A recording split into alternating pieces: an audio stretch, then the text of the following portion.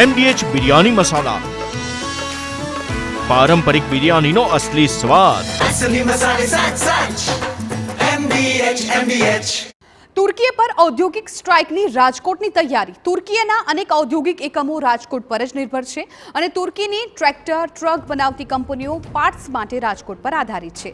Rajkot parts ન મોકલે તો કંપનીઓને બંધ થવાનો વારો આવી શકે।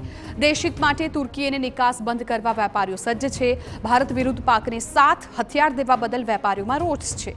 રાજકોટના 200 કરતાં વધુ ઉદ્યોગો તુર્કીમાં અલગ અલગ પાર્ટ્સની નિકાસ કરે છે।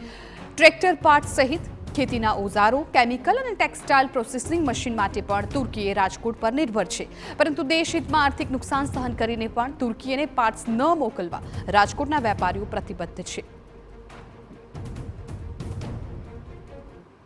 આપણે જ્યારે તુર્કીમાં ખૂબ મોટો ભૂકંપ આવ્યો હતો ત્યારે ભારતે ઓપરેશન દોસ્ત તરીકે મદદ કરી હતી અને આમાં તુર્કીએ આપણી સાથે જે પાકિસ્તાનને મદદ કરવાની જે પ્રવૃત્તિ કરી તેને લઈને હવે દેશભરમાંથી તુર્કી વિરોધનો સૂર છે તે ઉઠી રહ્યો છે અને રાજકોટના ઉદ્યોગોમાંથી પણ તુર્કી વિરોધનો સૂર ઉઠ્યો છે। આપણી સાથે રાજકોટના ઉદ્યોગકાર છે, તેની સાથે વાત કરશું કે આ ઉદ્યોગકારો તુર્કી ઉપર કઈ રીતે ઔદ્યોગિક સ્ટ્રાઇક છે તે કરી શકે છે।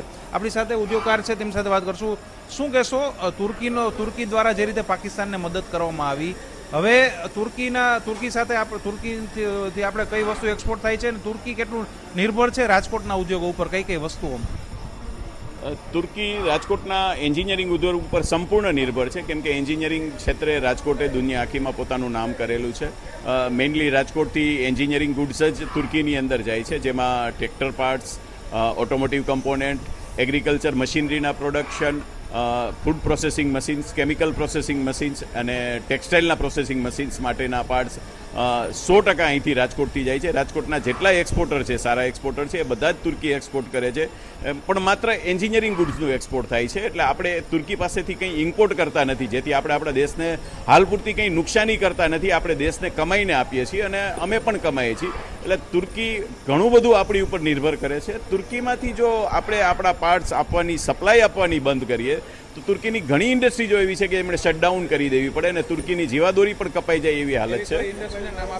ટ્રેક્ટર ઇન્ડસ્ટ્રીઝ અને ટ્રક પાર્ટ્સની ઇન્ડસ્ટ્રીઝ છે, કમ્પ્લીટલી રાજકોટ ઉપર નિર્ભર કરે છે। જો રાજકોટ ટ્રેક્ટરના પાર્ટ્સ આપતું બંધ થઈ જાય તો તુર્કીમાં બનતા ટ્રેક્ટરોને સડનલી શટડાઉન કરી દેવું પડે એવી હાલત થાય છે અને જો એના રિપેરિંગ ટ્રેક્ટર્સ છે પણ એને પાર્ટ્સની મુશ્કેલી થાય। તાત્કાલિકના ધોરણે તુર્કી જો એના પ્રોડ્યુસર ન ગોતી શકે તો આ ઇન્ડસ્ટ્રી જો એને તાત્કાલિકના ધોરણે બંધ કરી દેવી પડે।